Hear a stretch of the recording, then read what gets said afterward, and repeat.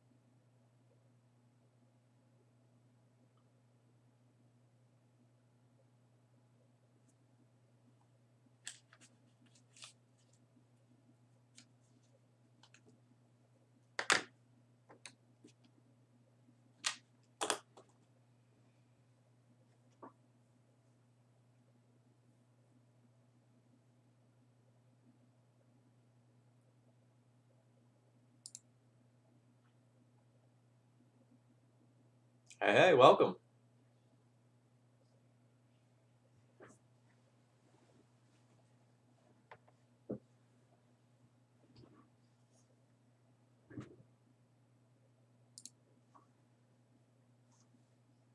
Let's not start with that yet. Let's just kind of hang out with the Moto screen for a minute.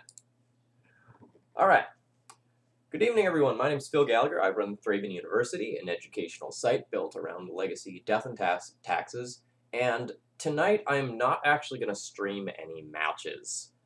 I realized that SCGCon is coming up, like, real soon, and that I've been spending all of my free time playing 4-color loam instead of D&T, and that's kind of a problem, right? Like, because now I have like a real serious event coming up. So I wanted to spend some time today looking at some data and kind of like run a workshop on how do you build a deck list for a metagame, how do you build a sideboard. You know, I'm not really a fan of just like posting my sideboard guides online because like I don't think that's a useful process. But I realized that like the process of making one and going through and thinking of your choices, that I think actually would make a good video. So tonight's stream will probably be short. I imagine that this whole thing will probably take an hour to an hour and a half, and then we'll pick up with regular matches again on Wednesday. So the Pox stream will get pushed to Wednesday. The Wizard Tribal themed stream will get pushed to Saturday, and then after that, I'll probably spend like the next week or so just like really jamming D&T to get ready for my event. Because I don't remember the exact date off the top of my head, but I think it's something like December 7th or something like that. So like it's relatively soon. I've only got a couple of weeks. It kind of snuck up on me. All right.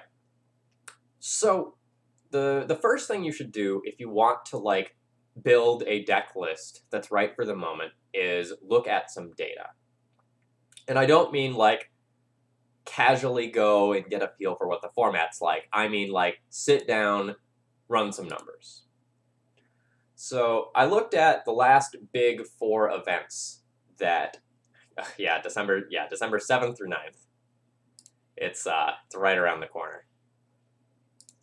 So that Friday is the big legacy event. Yeah, so that is the 7th. So what, that gives me like 3 weeks? 1, 2, yeah, all right. So I have like 3.5 weeks. That's soon by my standards. Like when I prep for a tournament, I like to start prepping like a month or so out, and I'm not doing that right now. So I at least need to get my head in the right place. All right, so what I did was I looked at the last 4 decent-sized events I could find. So here I have the top 24 of Eternal Weekend, which is like basically the same record required for top 8, plus I think like is either 1 loss or 1 draw worse than that. The top 8 of the last 2 Legacy Challenges, and the top 8 of MKM Zaragoza, something like that.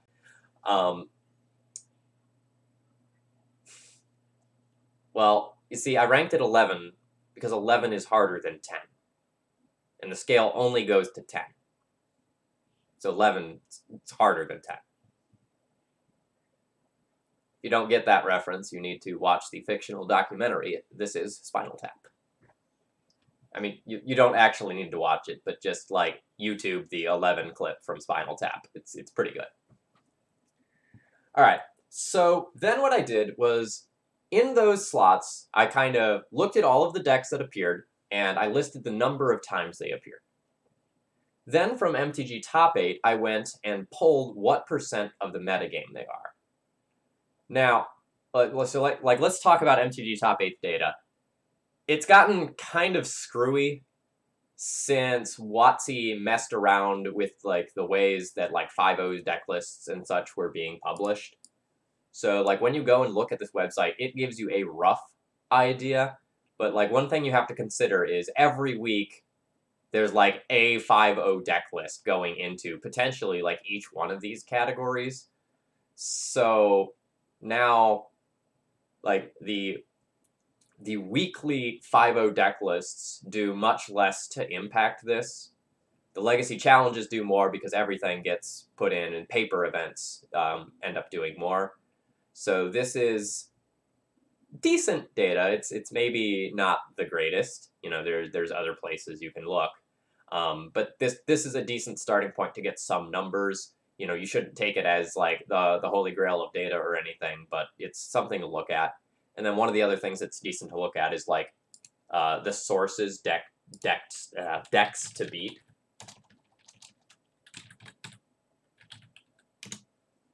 So let me just pull up their page here.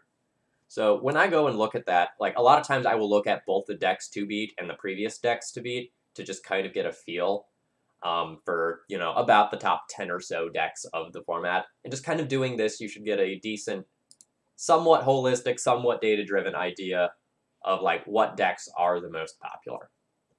And then the other thing I do is I think about the perceived difficulty of those matchups. So kind of just looking, let's highlight some stuff that matters here.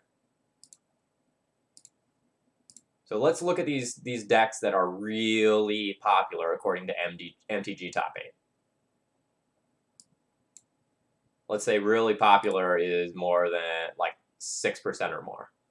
So according to them, we have like 5 decks that are popular, and clearly up here, you know, Grixis Control, Miracles, those are probably the 2 most popular decks of the format right now, and probably the 2 best decks to beat right now.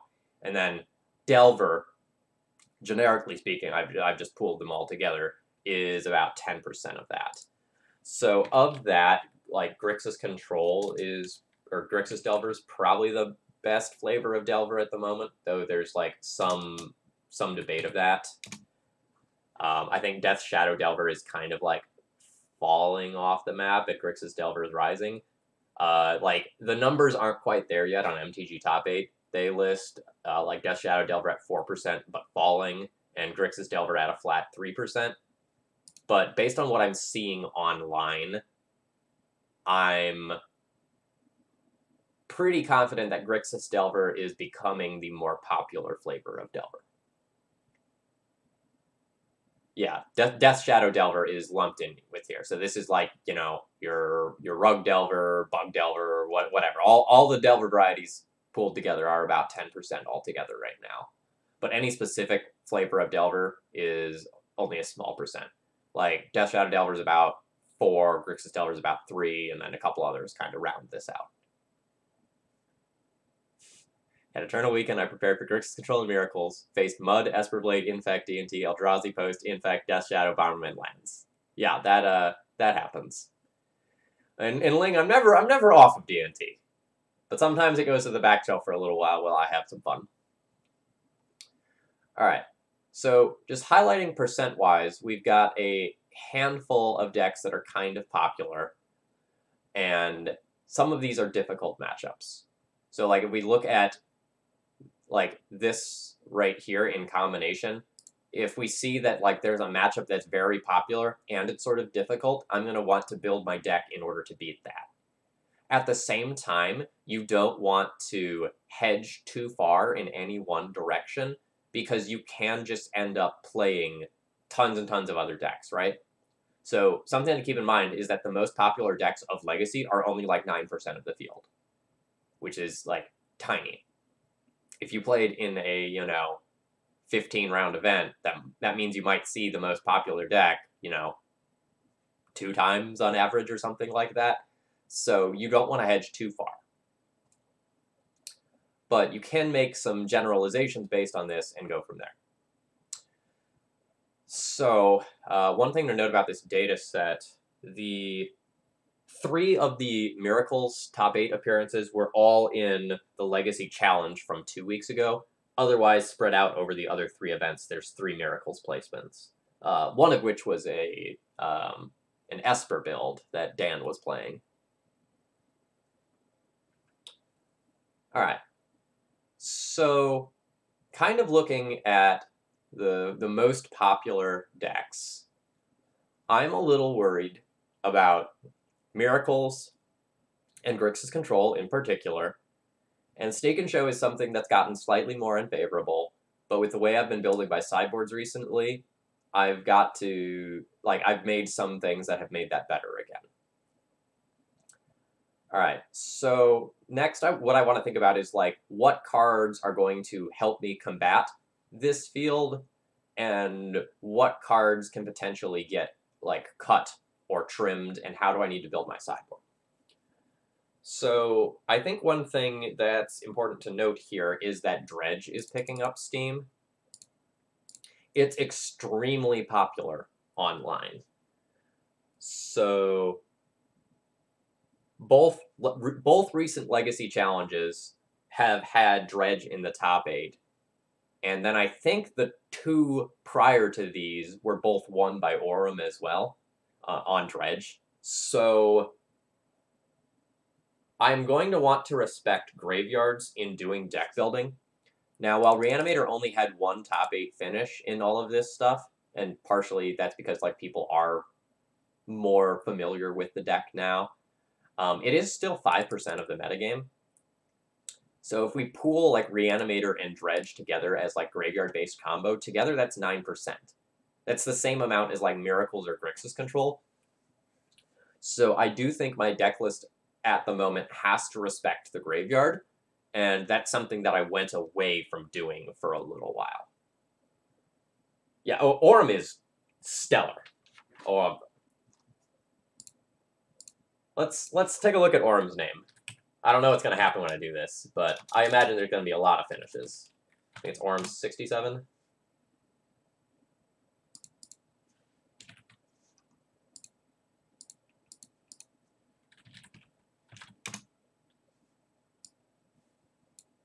Yeah, Eldrazi, Dredge, Grixis Delver, Nick Fit, Dredge, some bug deck, more Dredge, Nick Fit.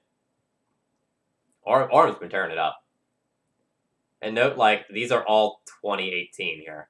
All of this.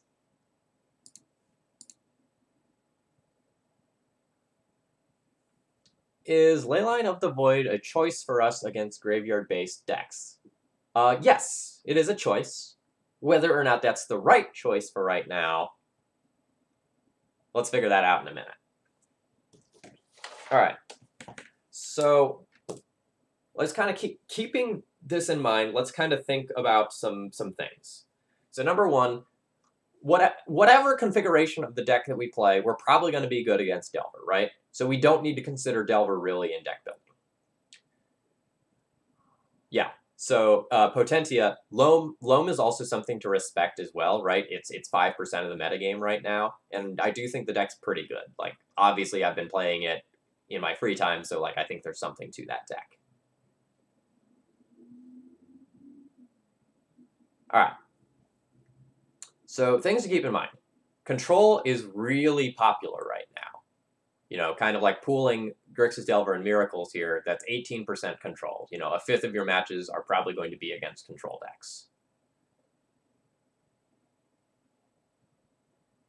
And if you kind of lump Loam into the control category as well, you're going to play against control a huge portion of the time. All right, I'm removing the 11. Enough people don't get that joke.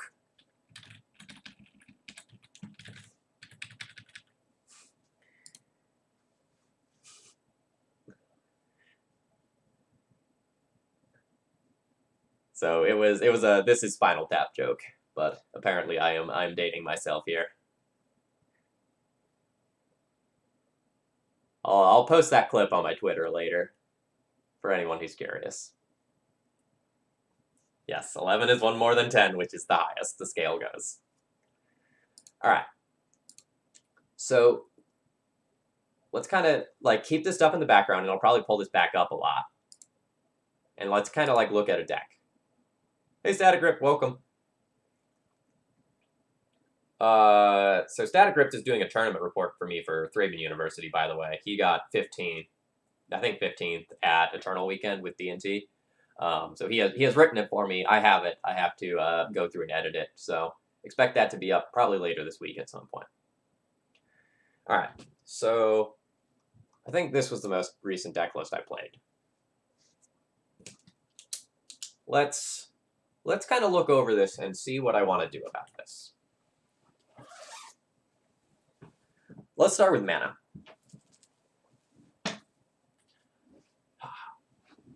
I definitely still like the just 2 Caracas that I've been running. I think that back to basics in Miracles is just absolutely terrifying. And that card is so hard to beat if you're running a bunch of flex utility lands. So I really want to cut down on those. So I think I like my mana base. I would consider playing like a Mishra's Factory over a Port right now, I think, just to have another body. I don't think I'll actually do that, but it's not off the table. Alright, moving on to the 1-drop slot. I think it might be correct to cut a Mom. And I know that sounds like blasphemy because Mom's, like, really good. But, like, if we kind of look at some of these popular decks, Mom's not really good against Grixis or Miracles. It's great against Delver. It's kind of medium against Depths. It's pretty bad against Ant, bad against Elves, Dredge, Eldrazi, Sneak and Show. So I might end up wanting to, like, trim a Mom. So I'm just going to, like, write some notes to myself.